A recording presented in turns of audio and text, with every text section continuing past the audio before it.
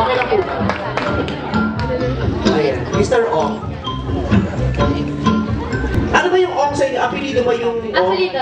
Ay, ibahin natin, pangalan niyo yung Ong. Ang apelido niyo dito ay Goy. Ano yun? Mr. Ong. Alam mo, may direct bubot nga siya, aura. Opo. Dito, parang... Direct crush. Oo, in fairness. May pamilya po kayo? Meron naman po. Ilan po anak niyo? Wala po. Wala po. Una yan. Hindi, Mike. Kasi po itong dalawang batang to, meron silang imaginary friend, kalaro po nila yon. Tapos ang pangalan, ano pong hinahanap mo? Na-soundcheck na po yung 2:30 pa lang ng madali. Yung mga tao, pag binigyan mo ng mic, yun na lagi ang unang gagawin nila pagkabot. Yung iba naman. Ayan, pero okay, normal lang. Usap po tayo konti. Sa ba nabili kong cabinet mo? Joke lang. Si Mr. Ong, ano ba si manager siya? Anong ano niya? Parang siya yung ano namin, siya yung head ng building na yun. Yung company na yan. Ay, ng company building. Head ng building si Mr. Ong. Pero kayo po ang building na yan. Head. Paano niyo kausapin si Mr. Ong? Okay. Pag-present na tayo. Uy, ito na yung designs ko. Maganda ba yung mga damit? Ayan, sige. Papa-approve mo natin yan. Hi, Mr. Ong! Good morning po. Good morning. Ito na po yung mga designs na for approval ninyo. Okay na siya. Ito pa, di ba pa nabibigay? Hindi mo pa ka nakuha? Na-approve mo na agad, Mr. Ong? Chinek ka na ng secretary ko. Chinek ng sekretary niyo yung mga designs. Ano po masasabi niyo sa mga designs? Ano sinabi ng sekretary? Okay na ba? Okay na. Approval ko na. Para matapos na. Para matapos na. Ano niyo ba na yung mga designs na nilikha nila para po sa inyo? Hindi, para for unisex na. For unisex.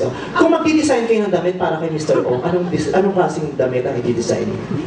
Gusto ko more on... Parang duster, parang comfy. No, suit siguro, no? Parang formal si Mr. Ong. Formal si Mr. Ong. Okay. Mr. Ong, ano masasabi niyo sa mga empleyado ni Mr. Ong? Mas okay lang. Ang sa inyo po kasama ko. Ano po, bakit po kayo nagpatubo ng ganito kahabang balbas? Mr. Ong? Para humaba ko. Bakit po gusto niyo mahaba po yung balbas? Kasi naiiba siya eh. Naiiba. Hindi na kasi ang lalaki meron ito eh. May tao po dyan. Ang kapal, sir. Baka masira. Ang ulo ko. Pawis na si sir. Maraming pong salamat, sir. Thank you, Mr. Ong. Napakalaking kasiyahan po na idagdag niyo sa programa. Maraming salamat po. O, ipamayin niyo naman si Mr. Ong. Thank you, po. Thank you. Swerte naman ni Mr. Ano Ong. ulit, sir? Jasper. Jasper. Taga saan po kayo? Bicol. Bicol, Uragon. Yes. Oo. Ano pong ginagawa niyo ngayon sa Kamaynilaan? May negosyo, may ginagawa. Mali, kararating ko. Kararating Uy, nila. labas Paalis na dyan. rin po kayo ngayon. Wala pa naman. Maraming salamat po sa pagbisita sa amin, sir. Sige po, sir. Iyan po ang premiere. Sa inyo po yung mic. May iuwi niyo po yan. Marami sa bahay. Marami kayong mic sa bahay? Bakit po marami? Singer po ba kayo, sir? Ay, galing Japan ka daw! Talaga, sabi ko, ano ka ba? Si Godzilla siya ang sinira ng mga bibili sa Japan. Kaya pala. Saan po kayo sa Japan? Sa Kumamoto. Kumamoto, o di ba? Parang tatak lang ng bedsheet. Ano ang trabaho niyo doon? Teacher. Teacher. Ano? What do you teach? Bishop. English. Madali yung maturuan ng English sa mga Hapon o medyo mahirap? Madali lang kasi mga bata naman eh. Basic, very basic. Very basic. Very basic English lang tinuturo ni English teacher dito. Maraming salamat po, teacher pala to si sir. Thank you so much for Thank you, po. sharing us your time. Sige sir, dahan lang po. Please give way. Mr. Ong. Ay Mr. Ong. Siya ang imaginary friend. Okay. Pareho ba kayo edad? Hindi. 1 year older ho. O, di hindi kayo pareho. Oo, hindi lang naman sa Hindi. 1 year older, ilang taon ka na ba ngayon? 17. 16 po. Malamang kasi 1 year older siya. Mabalat ka, 14 siya. Taray! 1 year older ka, pero sabi pareho daw kayo mag-isip. Anong ibig sabihin? Tungkol sa anong mga issues kayo pwede parehong mag-isip?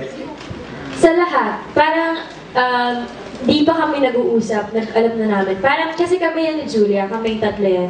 Tapos hindi kami mag-uusap, alam na namin yung naiisip ng isa.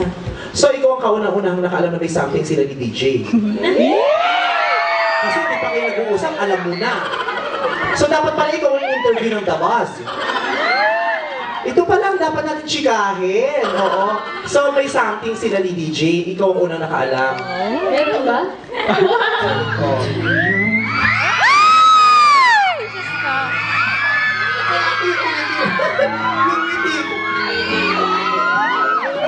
Kilig, no?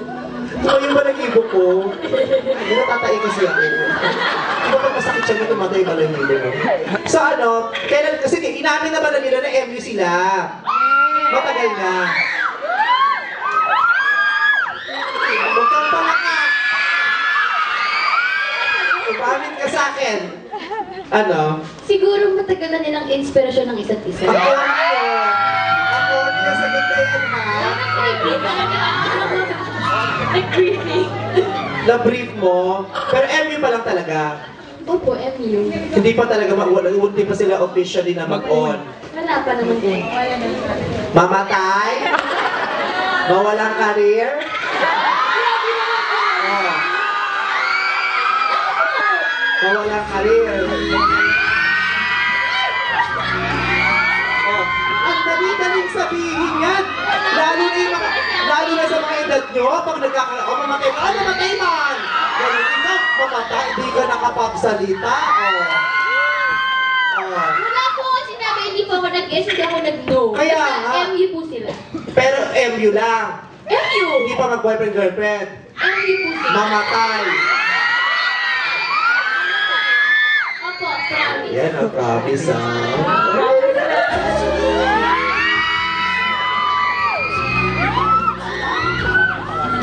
Sinong first love ni Catherine? Ay?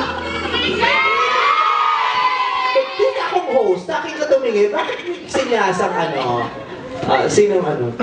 Yung mga dogs niya. Tao. Tapos nahirapan. Dito ko lang. Itong bata ito. Sa akin ka tumingin. Si DJ talaga. Si DJ yung first love team mo? Sino? First love team ko si... Makisig! Oo, si Makisig. Sa ano? Oo, tama nga sa Rainbow. Pero ang bata pa nun, di pa love team talaga yun. Nung ano na, Albi na! Oo, Aldi. Albi. Nakita mo na ba si Albi ngayon? Oo. Ang gwapo, no? Laki ng katawan, kaya ang bata. Bad trip. Bad trip. Ang first love team niya, si Albi Casino. Pero ang first crush niya ba, si Albi din?